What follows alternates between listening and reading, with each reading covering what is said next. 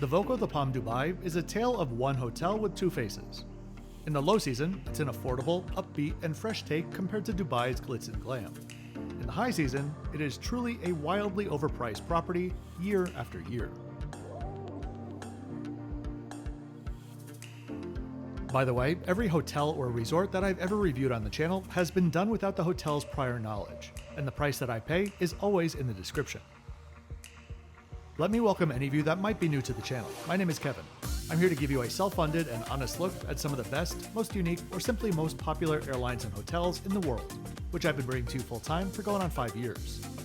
I'd love for you to know more about how I do things on the channel, so simply scan the QR code or check out my hundreds of videos to do so. Let's get into the tour. So first off, I want to welcome you to my very short series titled The Hotels That I Forgot About. I recently moved to the other side of the world, and when organizing and consolidating my hard drives, I discovered that there were 3 videos that I completely forgot about that I'd filmed already. So at least 2 of them will see the light of day. Since both of these hotels were visited in late 2023, the properties were both pretty new, and all COVID restrictions were lifted, and there were no big issues with my stays. I would genuinely find it hard to believe that either of them have changed that much since my visit.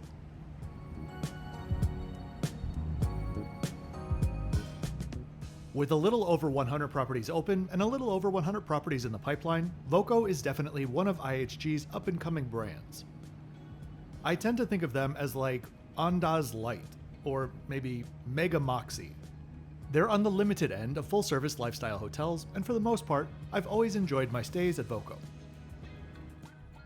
Each time that I've stayed at one, it's usually been due to the fact that, well, I enjoy the concept, and the price is always pretty fair.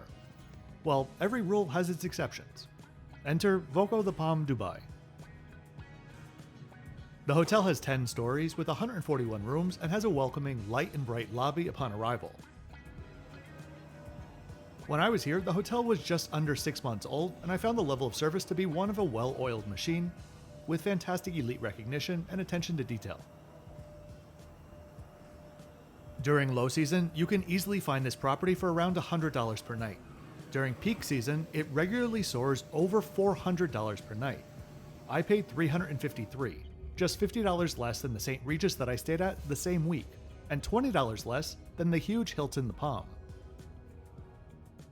So the pricing at face value didn't really shock me, but what was on offer when I arrived kinda did.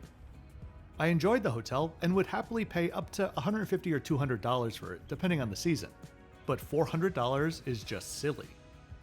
That's why the score is a bit lower than the mostly nice things that I'll be saying about it.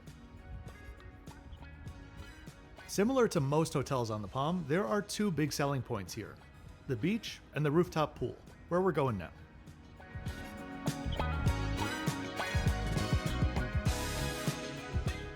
With a bar tucked away in the corner, the roof makes for a really nice, if not a little bit compact, lounging experience with gorgeous views of Dubai Marina and other parts of the Palm.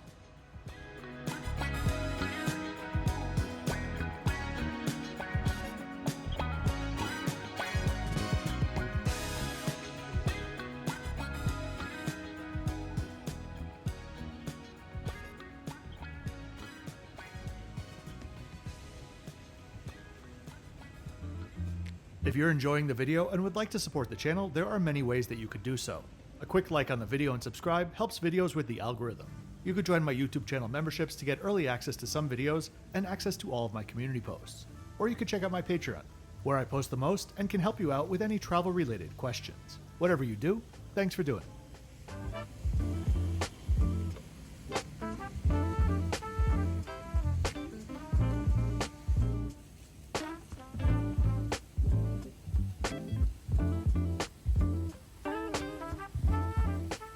From the hotel, cross the boardwalk and you'll be on Palm West Beach, where the hotel has a private guests-only area.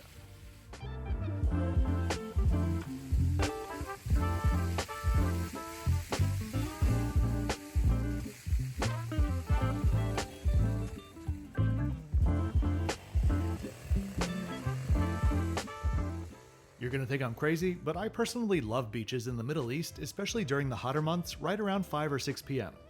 It's still hot, but it's more like a pleasant hairdryer than a wood-fired oven.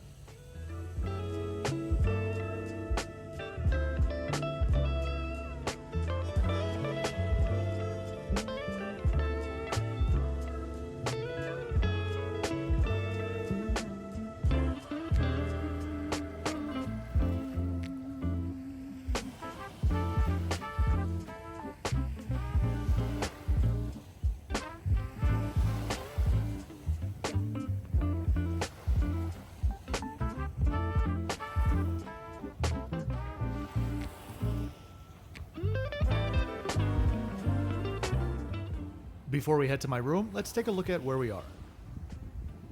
Dubai is one of 7 emirates which make up the UAE. Dubai is the largest by population, but Abu Dhabi is the capital. The Palm Jumeirah was the first kind of bonkers offshore land reclamation projects in Dubai. Before any of these projects started, Dubai had a natural coastline of around 45 miles. Just this palm project alone has almost doubled that, adding 35 more miles of coastline. If you know anything about Dubai, you know it is not really a walking kind of town. While the Palm is great for its boardwalks, you'll find little more than hotels, restaurants, and malls within a 5, 10, or even 20-minute walk. To some, this is great. To others, this will invoke the all-too classic, quote-unquote, Dubai is a manufactured luxury hellhole commentary.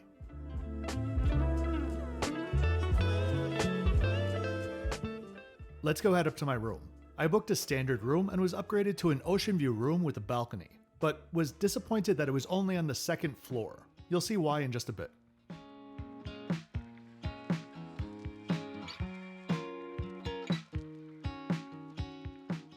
The room is fine, but it's like brand new Hyatt place for $100 fine, not $400 fine.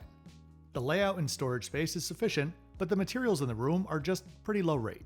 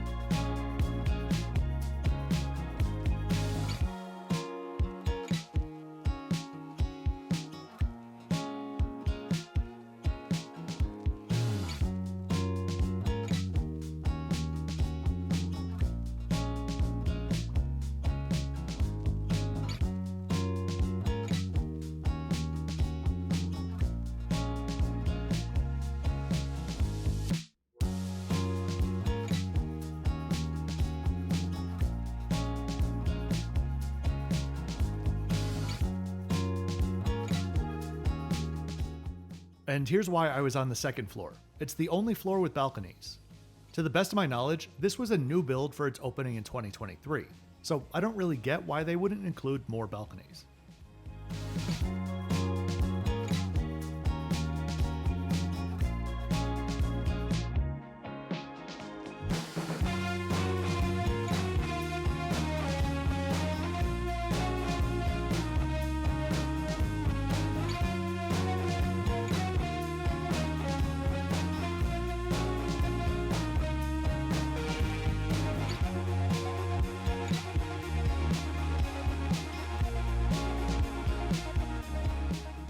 I arrived around 10 p.m. and was starving, so ordered a quick pizza, which was indeed very quick to be delivered and was quite a bit better than I was expecting.